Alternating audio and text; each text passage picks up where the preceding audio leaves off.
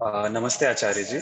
Namaste. I've been pondering over this for a while now. How does one deal with uncertainty? Right? And I'll tell you where I'm coming from. Um, so, over the course of my life, I have changed, the streams of whether it is my occupation.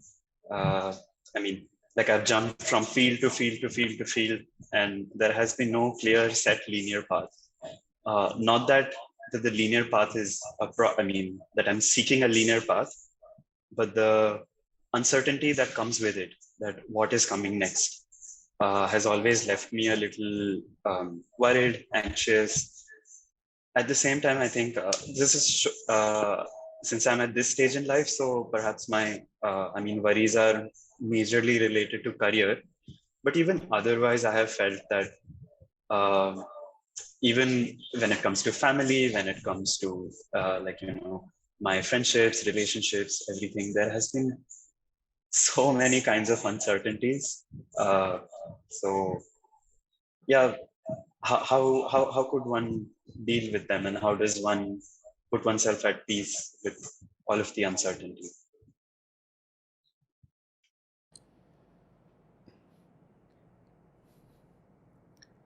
See, the problem is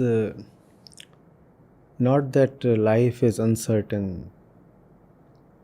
What makes us suffer is that we try to look for certainty where it just cannot exist.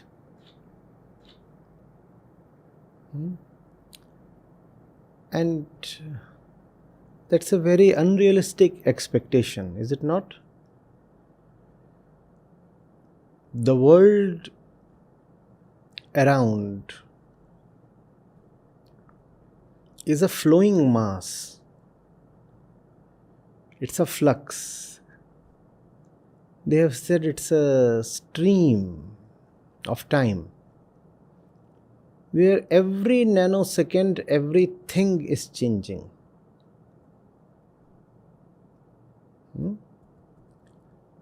So much so that it's not very proper to even say that things exist. Because for a thing to exist, it must have stability, continuity, unchangeability, even for half a second. Well, nothing remains the same even for a split second, even for the millionth portion of a second.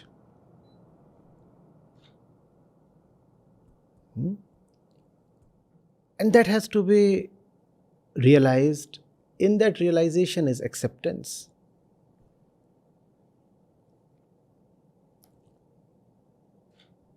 Then the question is, why do we want the uncertain to be certain? Why do we want the changing to become unchangeable? Why does the human being try so much for security? That is because we are, by our internal constitution, designed to love security. The mind needs a point of no change. And it's a very genuine, the most fundamental need of the mind, to come to something that really is and won't change, that exists for good, that is not merely an apparition, something that has truthfulness. We all want that. If we do not get that, then we feel deceived, right? It's a world of apparitions in which things appear but they are not. And therefore, when you trust a thing, you find your trust betrayed. And that hurts, does it not? You leaned on something, and that thing changed. You started trusting something, and then that thing was no more. You made something or somebody a part of your life, your existence, your identity, and that person walked away.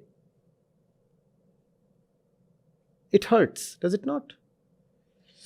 And that's a situation common to all human beings. We all want good things to last, don't we?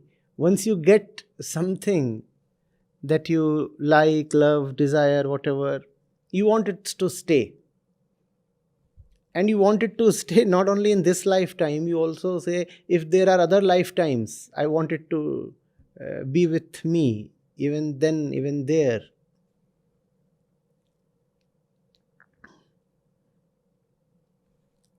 There have been cases, rich people have tried to somehow seek an assured place in a luxurious heaven. They will enter after death. And they have said, we are prepared to pay the price. You tell me how much donation do I need to make, and to which temple, which Baba, which ashram, and I'll happily donate. And Babas have been making merry and money. That's the urge to have security.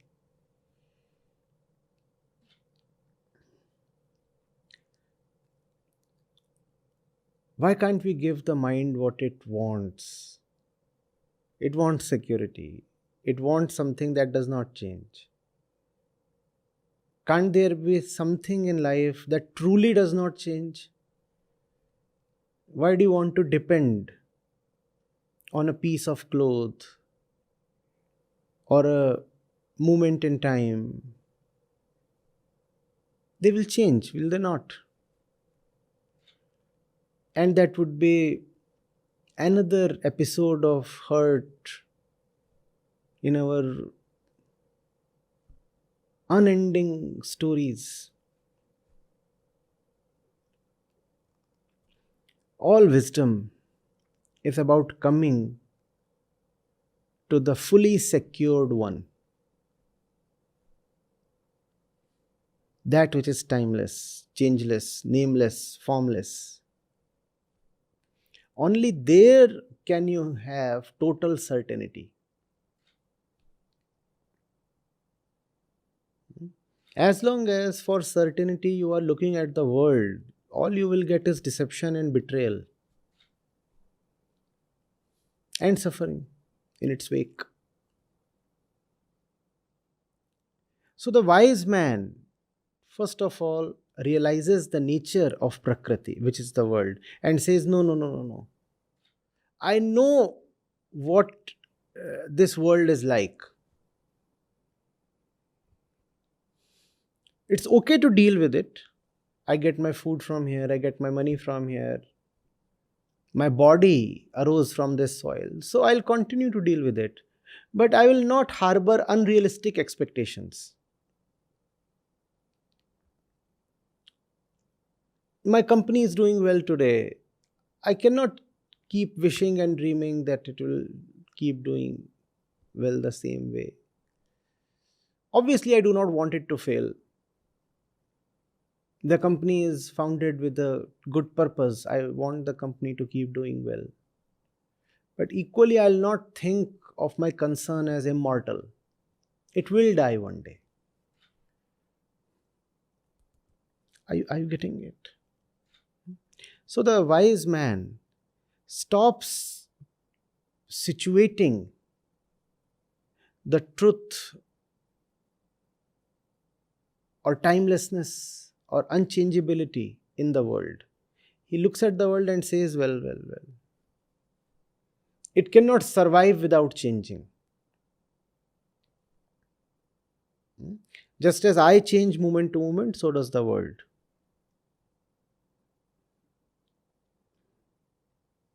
And having lost the tendency to depend on the world for certainty, you become then very deeply rooted within. You no more have the need to lean on the world to fulfill your security needs. It's a strange thing that happens when you are no more dependent on the world for security. You become very secure within. And then uncertainties become your joy.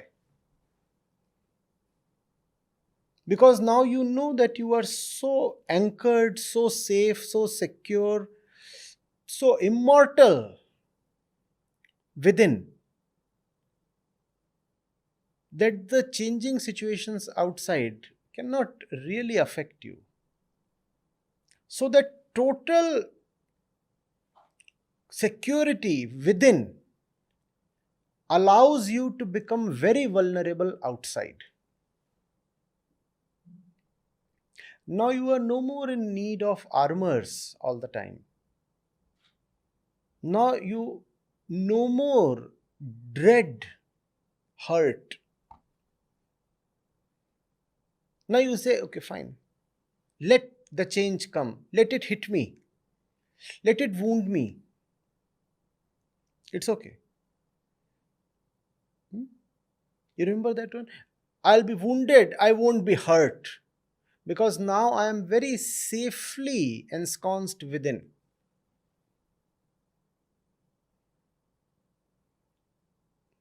I'm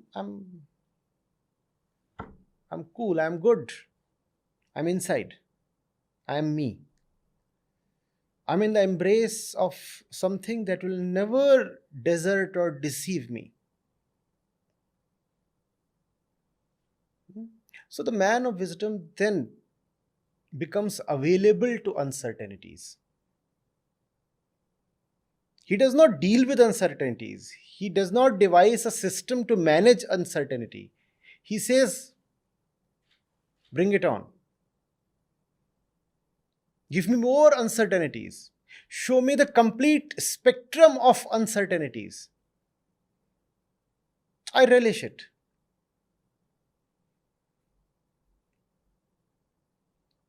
I relish it.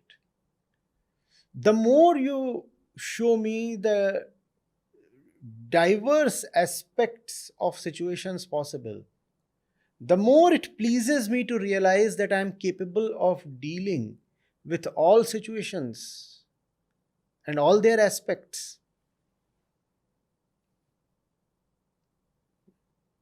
Like an accomplished tennis player. What do you want to throw at me? Forehand, I'm good at it. Backhand, I'm equally good. A drop, see how I'll respond. A lob, no, I won't be found wanting. Slice, I'm game. Come on. Top spin, yeah, why not? And think of a rookie, a beginner. All he has, let's say, is the forehand. And he does not know how to handle spin, especially on the backhand. He's all the time afraid of uncertainty. He does not know where the next thing is going to come from and what will happen to him if the opponent decides to test him on his backhand. Think of his trepidation. Continuously he is worrying and wondering, what's happening? I just hope the next one comes to my area of security. And the area of security is so limited. And life is so vast. The next ball can come to any side at any pace with any kind of spin. No point asking, how do I limit the uncertainty. No, uncertainty cannot be limited. Uncertainty is the very nature of life and this world. You have to be secure within. Are you getting it? Let life take away whatever it can. Let you be totally robbed.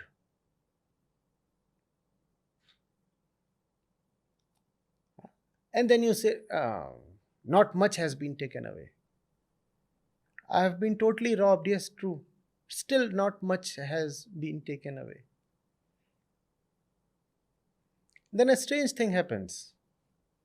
Those who have realized what life is like, what the world is like, they remain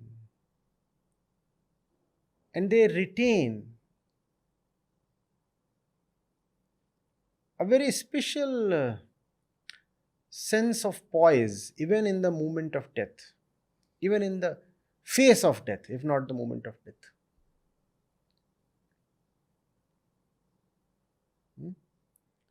They say, even this thing cannot take away much. Otherwise, you see, commonly death is the biggest scare, is it not? You're all the time afraid. Something will be lost, something will be taken away. As if life came with some kind of insurance or commitment that it will stay put. As if.